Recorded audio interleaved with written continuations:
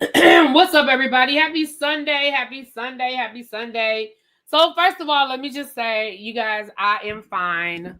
I told you guys I was going to the Brandy and Monica show tonight, and I ended up not going. I did post on social media that I was selling my tickets, and a lot of you guys reached out to me. You guys, I'm good. There was a lot of things going on as to why I ended up not going to the show, but I'm okay. Like I made the decision. I'm happy with the decision I made. Of course, I'm sorry I'm missing the show, but I'm good. I'm good. So thank you for those of y'all that reached out thinking that something was wrong or something was going on. But I just want to start off by saying that. But the good news is you guys get the Real Housewives of Potomac review tonight. All right, let's get into this episode. First of all, y'all, this episode pissed me off so bad. We already sort of talked about the first 10 minutes, like the sneak peek, but let's go ahead and go over it. So we're still at the reasonably shady situation, and Stacy and KK are still arguing, and that's when Stacy made her comment. KK was like, some about her husband. I wouldn't want you talking to my husband, and Stacy was like, you don't have one. And which was hilarious. And then she was like, well, where's your husband? Where's your husband? And then they got to arguing about rings. And I was like, basically at the end of the day, KK, you had no comeback to that. Girl, you were arguing about, well, I wouldn't want you talking to my husband. Baby, the end of the conversation was, you don't have one. There was nothing more you could say, KK, that would rebound that statement. Because then you want to start arguing about, well, your ring, it ain't even clear. And again, what was Stacy's response? Well, I have one. Like, there's nothing more you can say to that because she clocked you. And that's it. Sometimes you just got to walk away. In the words of the late, great Kenny Rogers, you got to know when to hold them, know when to fold them, know when to walk away, know when to run. KK, you should have ran because that was the end of that. Okay. Then, everything is insured. Just don't know when it will happen. I've been gone for 2 months. Wait a minute, what's going on, Kenneth? What's wrong? Oh, no. Wait a minute. You said everything is insured. Baby, what is... Kenneth, hold on. Let me scroll back up, y'all. I got to check on my boo. What you say? Let me go back up to the top. What you say, Kenneth? Monique doesn't appear to be falling for the mess. Yeah, I'm good. We're going to get to that then for him. Sad day. Somebody broke into my place. Oh, no. Damn, Kenneth. And you said you've been gone for 2 months, so somebody must have been watching your house. Somebody knew you weren't.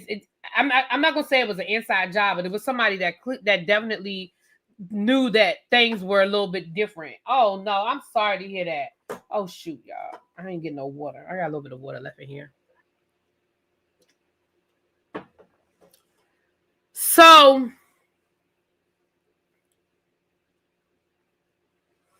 they decide to call Chris. Now, again, this is the messy of it all. Why are y'all calling Chris? Like, y'all bringing Chris into this whole thing that he don't, I mean, so anyway, we call Chris, and Chris says, I don't know what y'all are talking about. Now, here's the reality of the situation. Chris could be lying. He sure could be. We don't know whether Chris is lying or not. But what I do know is y'all said, let's call him. You call him, and his response is, I don't know what you're talking about. Stacy nobody called me. Nobody told me anything, and it doesn't matter. Y'all still don't believe her. Oh, we don't believe you. Then what the fuck was the purpose of even calling Chris if you wasn't going to believe what Chris said? But the funny thing is, if Chris had said what y'all wanted him to say, y'all have took his word as gospel. But because he didn't say what y'all wanted him to say, now all of a sudden, well, I still don't believe it. Tia was like, I don't believe it. Now, Tia, I'm going to give Tia a little bit of a pass because she literally just caught Stacy in a lie with the whole Wendy, Timu, I'm leaving, I'm coming in town, I'm going out of town thing. I'm going to give her a little bit, just this much. But I'm really sitting here like, you've got to be kidding me right now. First of all, Monique already told y'all that she don't F with Cookie no more. She already told y'all that Cookie is a liar. And the reason why she don't F with Cookie anymore is because Cookie is a liar. And Cookie be, twisting stuff and telling her business. So it never occurred to y'all that Cookie could be the one exaggerating or could be the one putting 20 on 10. It never occurred to y'all. Now we're gonna get to what happened at the end of the episode, and I'm gonna tell you what I know. I done told y'all I be getting stuff behind the scenes, and I'm gonna tell you the little bit of that I do know. Okay, but let's get to that.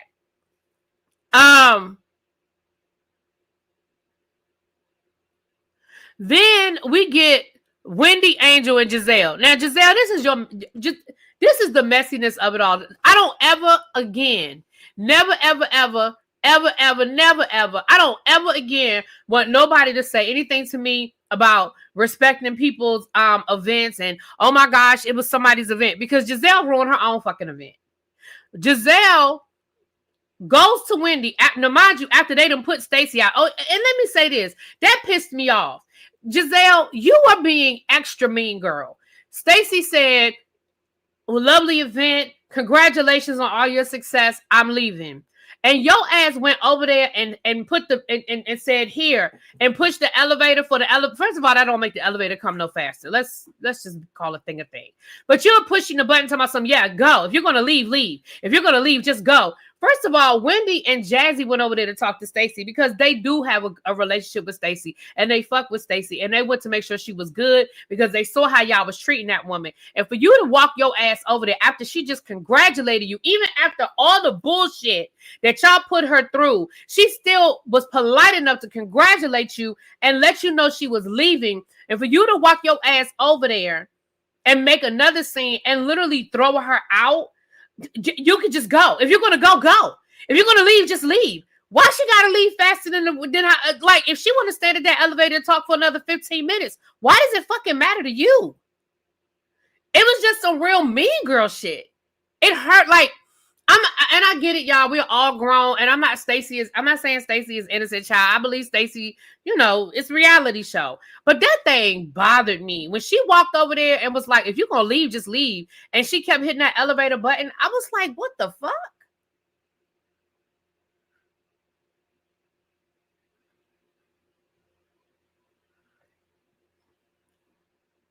Katrina, she ain't never messed with no Juan Dixon.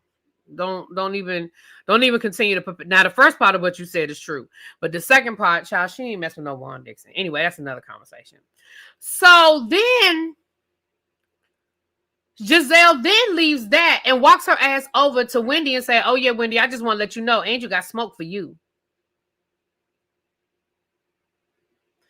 So you were cool with fucking up your whole party. I mean, you already had this one argument with the whole Stacy. You had Cookie being escorted out by security. So you was cool with fucking up your party. So I don't never want to hear again about, oh my gosh, we gotta respect that's somebody's event. And I've done it. I've been like, damn. Like on Real Housewives of Miami, when I was like, come on, Gertie. Like that was your event celebrating being cancer free. Like you ain't have to do it at your event. But at this point, y'all, if they don't care, I don't care.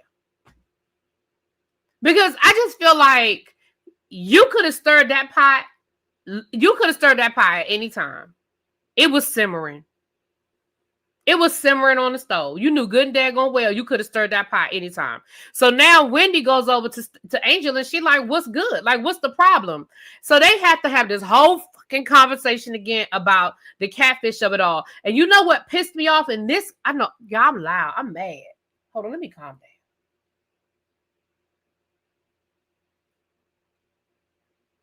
You know what pissed me off in this conversation? KK, once again, you are so determined to be mad at Wendy that even when Giselle said, I was the one that brought up the catfish, you were going to argue with Giselle about the fact that Wendy really said it. And Giselle was like, no, I said it. And then, of course, production had to roll that beautiful bean footage and show that Giselle was the first person to use the word catfish. Wendy laughed and said, girl, they calling you a catfish. Giselle had to say, no, it was me. Because she wants credit for her mess. Let's be clear. Giselle wants credit for her bullshit. So she had to remind you, no, it was me.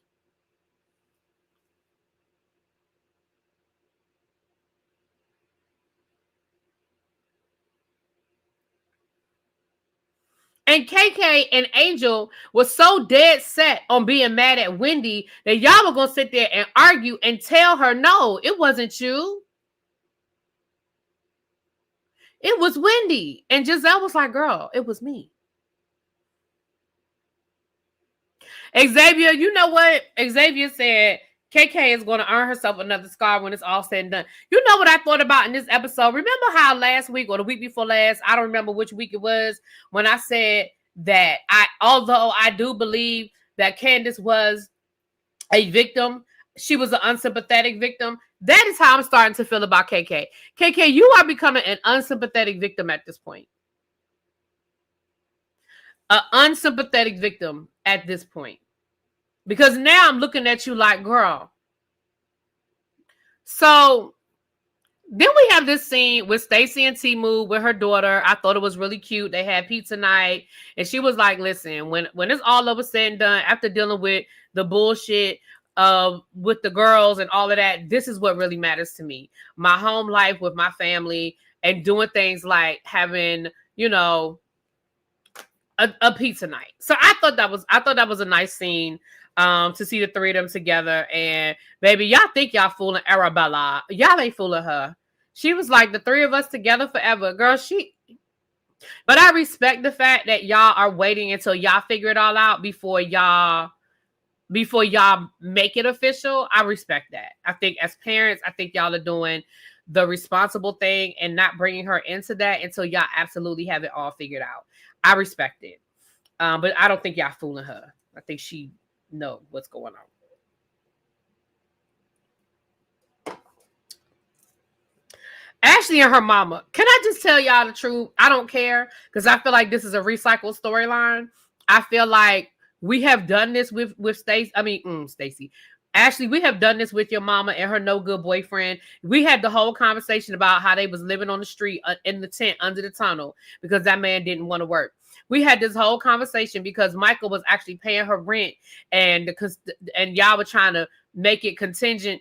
Him continuing to pay the rent was contingent on her putting that man out, and she wouldn't put that man out. And so Michael was like, well, I'm not paying the rent. Like, if she don't put him out, I'm not going to keep paying this rent. You remember that? Girl, I'm not interested in the fact that your mama is still with this man. Fast forward, it's been 10 years since you've been on. We are in season 10. And you still talking about your mama and this man. She not leaving him. He ain't going nowhere. Ever. Ever. So I feel like this is a recycled storyline and you were desperate to have a scene because, girl, what we talking about? Then you told us that you breaking up with Josh. Girl, okay, we don't care.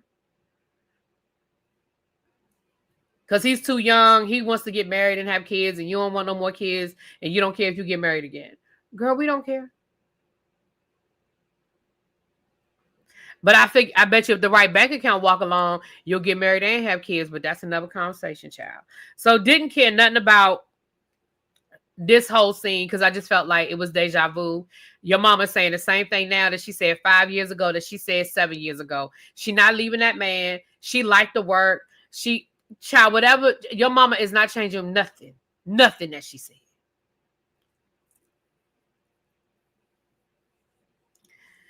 So then we have one of the infamous split scenes. So we have Stacy, Wendy, and Jazzy over at Jazzy's house talking about what happened at the Reasonably Shady event.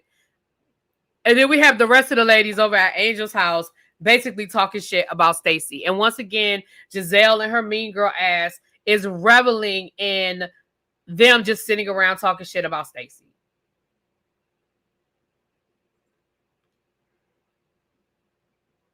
Now, over at Jazzy's house, I feel like they did have some sort of a constructive conversation because they were talking about what happened. And Stacy was like, listen,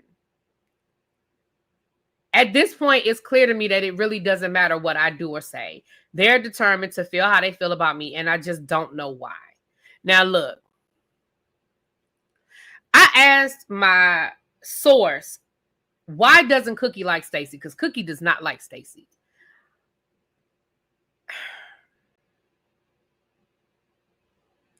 I honestly didn't get a clear answer on why Cookie does not like Stacy. Like, I just didn't get a clear answer. But what I did get a clear answer of is that Cookie did everything in her power to make Stacy's life hell because she does not like Stacy.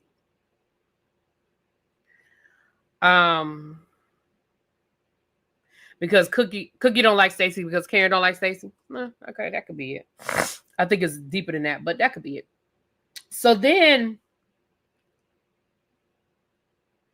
Wendy says, look, does Monique know what's going on? She said, I really want you to talk to Monique because I feel like you can sit down and have a conversation with Monique and y'all can sort of talk. Y'all can sort of talk it out. And Stacy said, listen, I will have a conversation with Monique, but I do not want Kiana there because I just feel like it just doesn't matter. And her thing was, I tried to have a conversation with them. I tried to talk to them and it just didn't matter anything I said. They didn't want to hear anything I had to say. Cookie doing exactly what Monique says she does.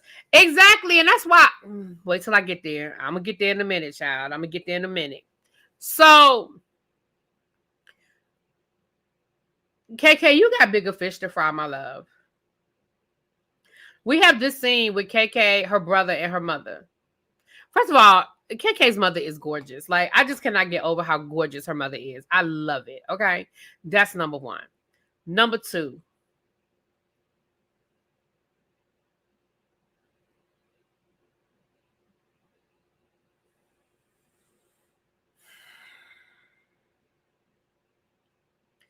KK, do you understand how stupid you sound when you talk? See, I tell my students all the time when they ask me something crazy, I never tell them it's a stupid question. What I do say to them is, when you said it out loud, did it still make sense? Because sometimes stuff in our head makes perfect sense, and then we say it out loud, and we be like, "Oh shit, that didn't come out right." Because I'm sitting here, and that's the look that your mama was giving you while you were talking. Greg asked you to move back in. He said he would buy your condo, which means, because here's the thing, and I don't know nothing about Greg's finances. Let's be clear. I don't know Greg's money. I don't know what Greg money look like. I don't know how long Greg money is. So let me put a pin. Let me be very clear when I say that. I don't know nothing about Greg's money. But here's what I will say. Greg just bought a house. And it looks like y'all are spending a lot of money decorating it. The decorations look beautiful. Okay. The decorations look beautiful. Okay. I feel like there's a lot of money being spent. So for him to turn around and say he's going to buy your condo, I could be wrong, y'all. I could be wrong. But I don't think that means he's going to go write a check and put the full amount down on the condo. Again, I don't know Greg's money. So let me just, again, put a pin in that. I don't know what Greg, but I don't feel like that means that after he just bought this brand new house that was being built and he's decorating it, that he getting ready to go write a check for however much this condo costs down. I'm assuming you live closer to Baltimore because that's where your business is. I'm assuming that.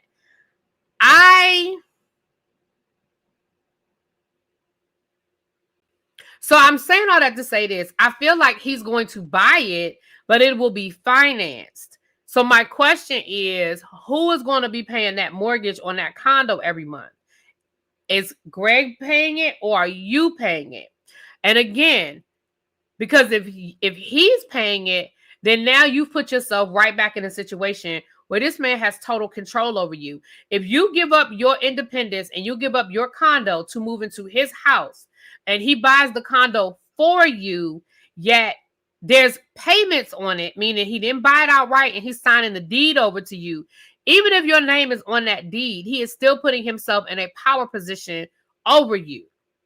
And I believe that's what your mother was saying, talking about, well, we should start looking at rings again. What you need me to look at a ring for? Listen, this is how I feel about it. And I could be wrong, but this is how I feel about it. You don't need me to go with you to look at rings, and we already looked at rings. Because I've already told you what I like. You already know what kind of cut of a diamond I want. You already know all of the things you need to know. We don't need to go looking at rings again. I feel like he's just dangling that over your head to get you to move in, to get you to give up your independence. And that's exactly what your mama was telling you. Your mama was like, so we giving up on marriage for a condo? And let's be clear. I don't think your mother is more worried about being married than you are. I think that you've expressed to your mother that you want to be married, and your mother is trying to hold you accountable to what you said you wanted and not let you settle for less than what you said you wanted. Now, I could be wrong, but that's my opinion. My opinion is that your mama is only expressing what you told her. You told her you wanted to be married. Because she was like, well, ain't that why we moved out to begin with? I didn't move out because of a ring. I moved out because I didn't feel like I was being valued in our relationship.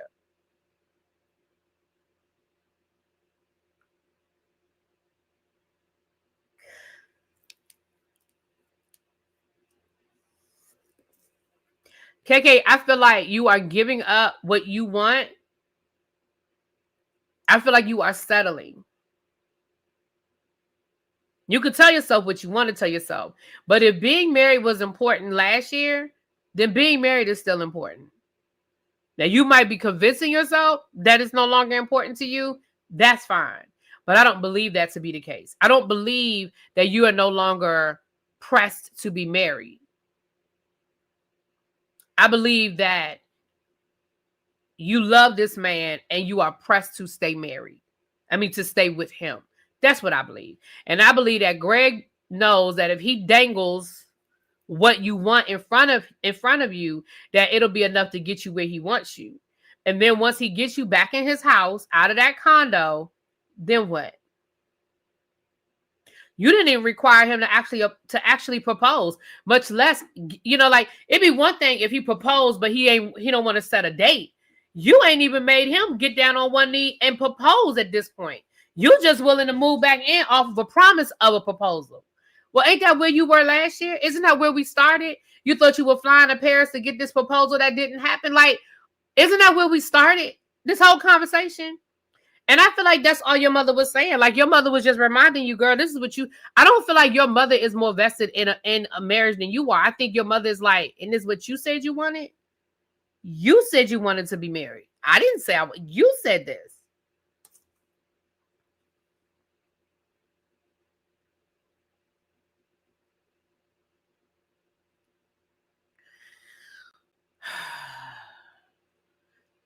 Wendy, baby, I hate to be the one to tell you, but every opportunity that production gets to show how much money you were spending, they are going to do it. I don't know if this scene with your mother and your sister has a totally different feel, knowing what we know, right? So we see Wendy sit down and talk to her sister. She wants to talk to her sister about her dad and how their father, missed her birthday, and how she did say, hey, we went to Nigeria. We spent over a month in Nigeria, and he was too sick to come and see us. Wendy, he doesn't want a relationship with you, my love. And I know that's a hard pill to swallow, and that's a hard thing to accept. I get it. I mean, I've never had to deal with the rejection of a parent, but I understand. I get it that that's a hard thing to have to accept. That is a hard pill to swallow. And like Wendy said, maybe if he saw me, he would see how successful I was, then he would want me. Now,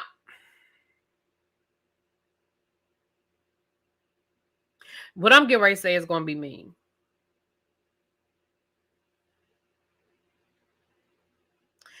What I'm getting ready to say is going to be mean, and I hope y'all have my permission to get me together in the comments. But I come down here to give y'all my honest opinion and my review on what I saw. And let me be honest and tell y'all this. I felt like Wendy was just going through the motions in this conversation. I didn't feel it. Yes, and maybe Wendy is numb to it because she's been dealing with this her whole life. But when Wendy said, I thought if he saw me and saw how successful I was, he would want me. Did y'all not feel no emotion in that? Did y'all feel like she was just reciting a line? I don't know. And then her sister was like, girl, he know you successful. He just don't want to be bothered. I mean, that's just it, and that's all. And then you were like, well, I want to have this conversation before mommy gets here. Like, you didn't want your mom to know that y'all were having the conversation. And then as soon as your mother showed up, you repeated to your mother everything that y'all just said. So I was like, girl, I don't know. And I know that's mean, y'all. Everybody deals with things differently. Maybe Wendy's been dealing with this so long that it doesn't affect her like that anymore. But I just didn't feel no emotion in it. I'm not saying she had to break down in tears, but I don't know. I just, okay, the informed, I'm not crazy. I just didn't feel no emotion in it. Because I think at the end of the day, girl, you know what it is with your dad. I think you want it to be more. I think you desire it to be more. But I think at the end of the day, girl, you know exactly what you're dealing with your mom, with your dad.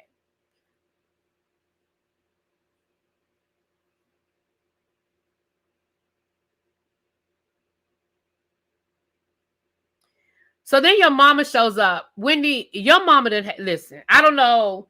I'm gonna just call a thing a thing. Y'all ain't listen. Y'all can be mad at me all y'all want. I'm gonna just call a thing a thing. Wendy, we already know that your mama complexion is lighter than when you started this show. We already have noticed some other features, maybe a little Botox here and there, maybe a little bit more heavier. But baby, your mama done had a full lipo, and that ain't just Ozempic, okay? Your mama done had some nipping and tucking, and she looks good. Let's be clear. And I done already told y'all, I don't shame nobody for having no type of plastic surgery. I don't shame nobody for it at all, because I'm told y'all if I could, I would, okay? So I don't shame nobody on it. But the fact that your mama was bragging that your money did it, that's the part. Like, she said you are successful. And look at me living off of your money. Look at me. Look at what your mom, like your mama was clear. I bet you she could take those words back now, bragging on the money, bragging on how she living off of your money.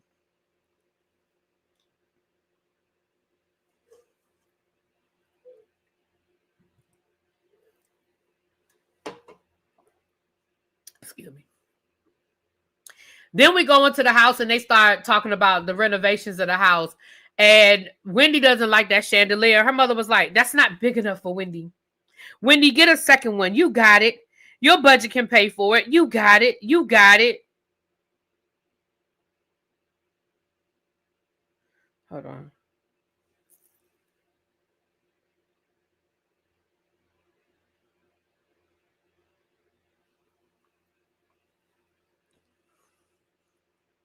The mom's bleaching is something, if she just got Wendy and Eddie in big trouble with that bragging, child.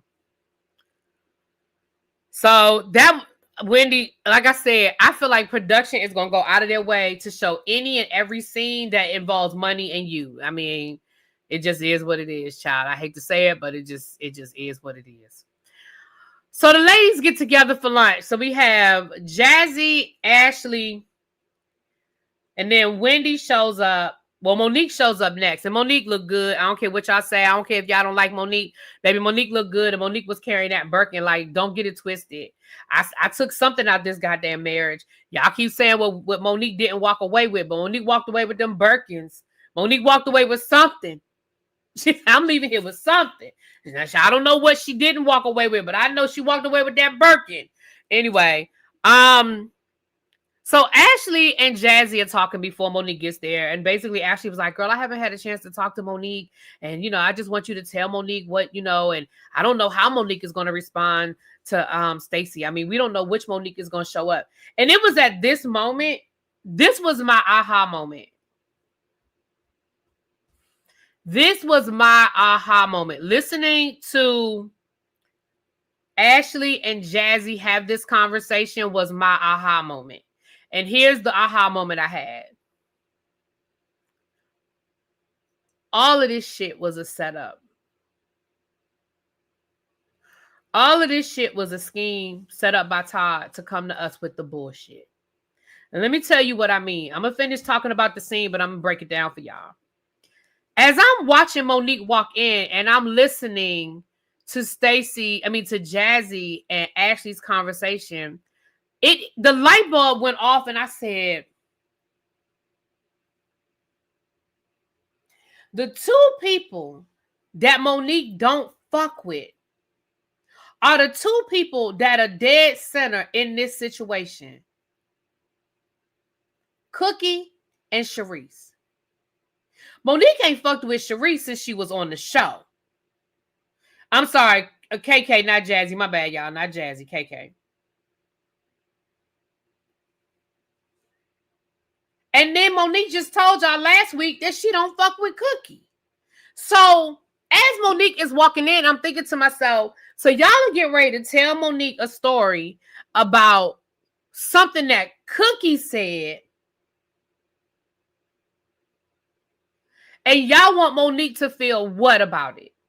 I knew then what Monique's response was going to be. I knew right then and there what Monique's response was going to be. So they start telling Monique the story. I'm sorry, y'all. I said Jazzy. I mean KK, y'all. KK. So they start telling Monique the story. And baby, the minute they said Cookie's name, Monique was like, Cookie. And then they said Sharice. And she was like, Sharice? Baby, I knew then. Y'all done lost this. If y'all thought that y'all was getting ready to activate season 5 Monique, y'all have grossly underestimated what y'all are dealing with and the weapons that y'all used in this. And let's be clear, they knew that Monique and they knew that Monique and Cookie didn't fuck with each other, because if I knew that Monique and Cookie fell out, they knew Monique and Cookie fell out. Let's be clear. If I heard it through the grapevine, they absolutely knew. So I don't know where y'all thought this was going. And like I said, Monique and Sharice fell out. What was that? Season 4?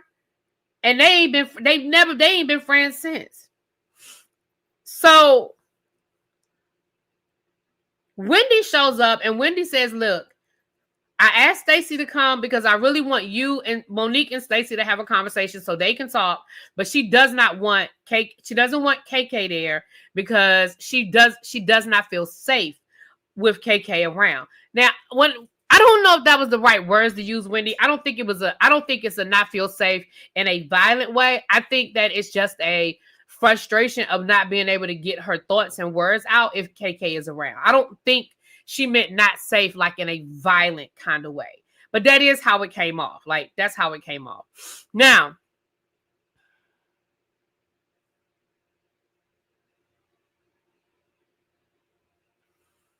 Stacy shows up and Stacy basically says, look, I'll talk to you, but I really don't want to talk to you with Ashley and Jazzy around. So before the conversation can really go much further, I said Jazzy again. KK volunteers to get up and go to the bar. And here's what pissed me off. KK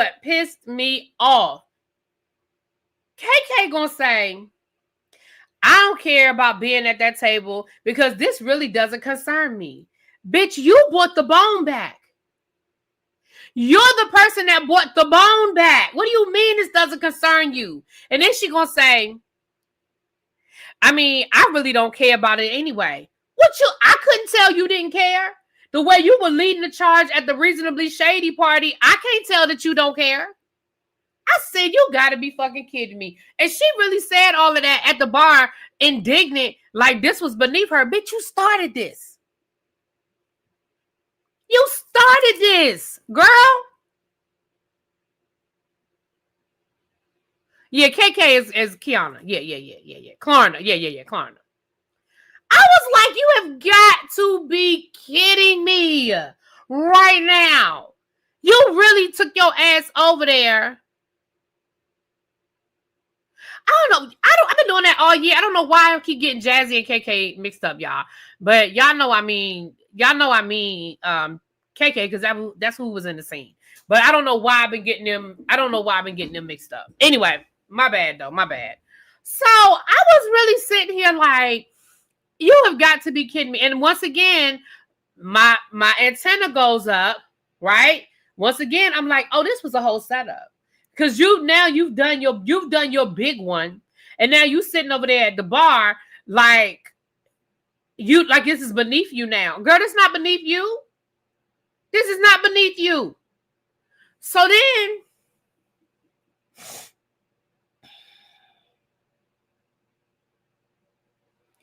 Stacy starts talking to Monique. And Stacy says, listen, I never dated Chris. Now, Stacy, I need you to use your words better because I understand what you are saying. I understand what you are saying. What you're saying is he was never my man. We were never boyfriend and girlfriend. It never went past us hanging out. But you know what you're dealing with. You're dealing with these women who like to twist shit around. And when y'all was down to Nevis, you did say that you and Chris hung out a few times, but y'all never slept together, and it didn't go any further than that. Well, for people like Ashley who are looking for something, they're going to twist it and turn it into something else. And like Monique said, Monique was like, listen, one thing for sure and two things for certain. If you're telling a lie, you can't, you eventually you're going to get caught up in that lie. So, okay, you didn't date Chris. Cool. I'm going to let it ride until I see something different. Okay. But I really wish, Stacy, you would have used your words better and said, look, me and Chris, we know each other socially. We hung out a few times. It never went any further than that. I feel like that would have nipped it in the bud. But for you to just be like, we never dated, you leaving the back door open for bitches like this. Not for regular people, but for these type of people. Okay. Right, Quake. Just say we went out a few times, but it never went any further than that. Like, because like Monique said, I really don't care.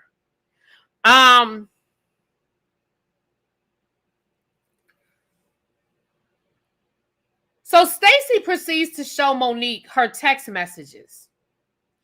And in the text messages, it pretty much shows that, yes, her and Chris obviously have each other's phone number. And they obviously are friendly enough for Chris to reach out to her when her and Arabella were in the magazine, right? And he said, you look nice. And she was like, I didn't respond.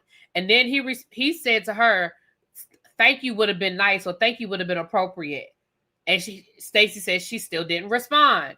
So then I think Chris might have said something else, but either way, the next thing he said to her was, I heard my name came up in filming. Now, the date on that text message of saying, I heard my name came up in filming was before Monique filmed for Gay Pride. Because it was June the 1st. And hold on, let me Google it. Because what was this, the 20th anniversary of Gay Pride in DC? Let me see. That was World Gay Pride 2025. What was the date?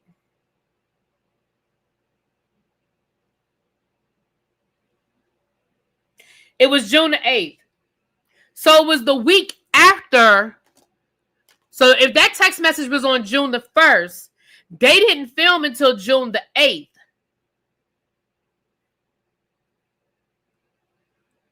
Which means that Chris already knew that his name had come up in filming prior to Monique showing up and prior to them having that fucking conversation. So it's reasonable to assume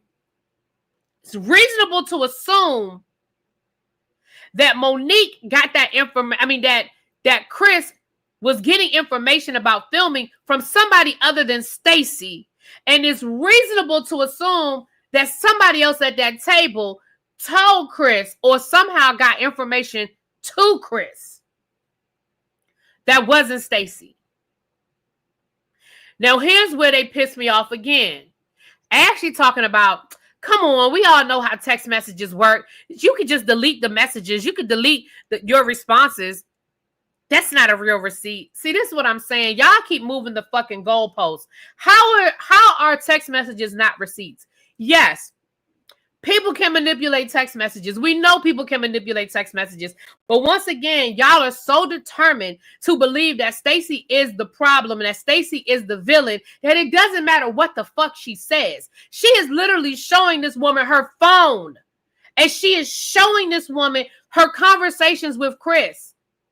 And that's still not good enough for you. See, that's where this shit gets, it pisses me off at this point because there's no winning here.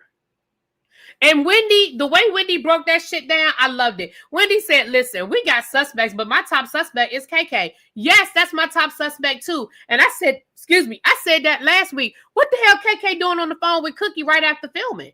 Did you call her or did she call you? And what else were y'all talking about? See, it goes back into what I always say. Don't tell me what somebody else said about me. Tell me what you said about me. Tell me why they felt comfortable talking shit about me to you if they know that me and you are friends. See, don't tell me Why would Cookie conveniently be calling you after y'all filmed and telling you all the things that Chris said? And then I hope y'all caught what Monique threw out there at the end. I hope y'all caught it. Monique said Monique said Chris' ass is messy.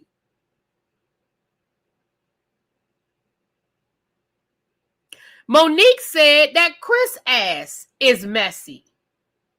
And she said, listen, I'm already having issues with co-parenting. I don't need nothing more. But when Monique said, look, Chris' ass is messy.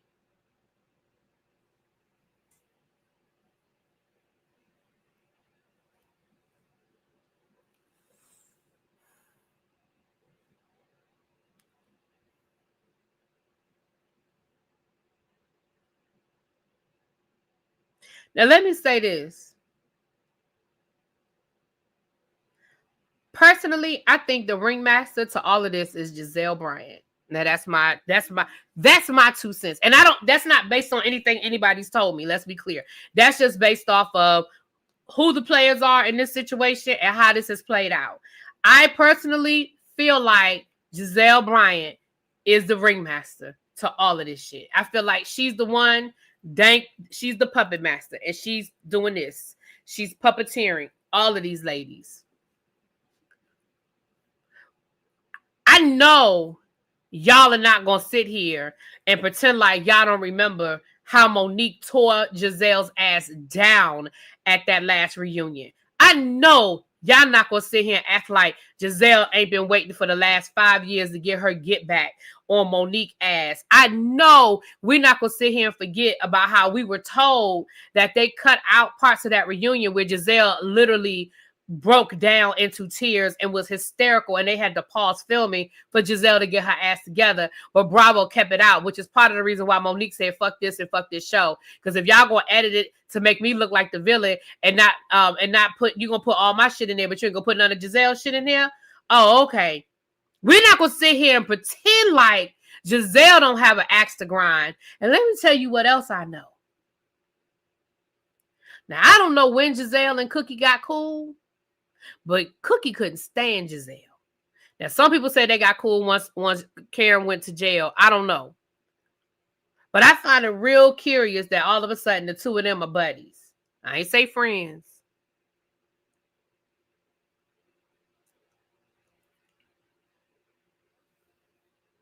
Monique don't fuck with Cookie.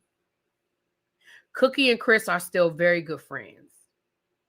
I can tell you what I know for certain. Cookie know everything that's going on with the filming because she talks to so many people that are on the show.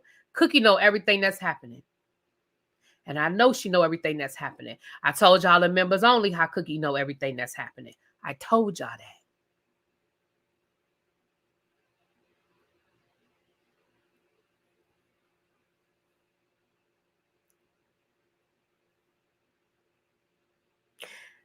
Let me shut up before I say too much. Anyway, that was the episode. I thought it irritated my soul. I mean, it was a good episode from the point of view that we got a lot of information. There was a lot of moving parts, but it irritated me because this whole Stacy thing, it's gotten ridiculous. It's very mean girl. It's very bullyish at this point. And I'm not saying that Stacy's not grown and she can't handle it. It's just hard to watch. It is a hard thing to watch, all of the moving parts of this Stacy. And I'm not saying Stacy's innocent. I'm not saying Stacy don't lie. I'm not saying Stacy's perfect, but it is just for me, it is a hard thing to watch for me. Just like Monique clocked it tonight, she said, now, how does someone know about filming to run back and tell Chris? Exactly. And I do believe it was not Stacy. I don't think it was Stacy, especially not after tonight's episode. I do not think it was Stacy. Does Cookie want to be on Potomac? I don't know. Cookie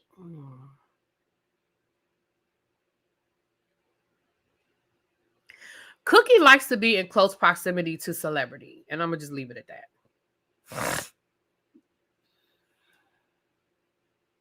That's the part, Nandy. That's the part that frustrates me the most. I understand we've caught Stacy in a few lies, right? I get that.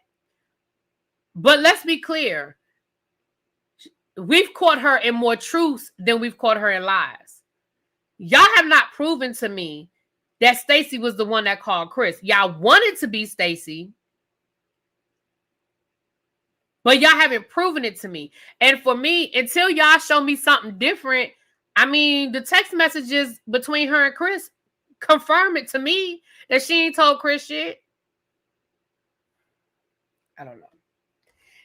Anyway, moving right along, y'all. Let me get out of here so I can finish watching this football game and go to bed and get ready for work. Knock out these next 3 weeks of work. I got 3 weeks before Christmas, child. Let me knock out these next 3 weeks, okay? All right, y'all have a good evening. I'll talk to y'all later.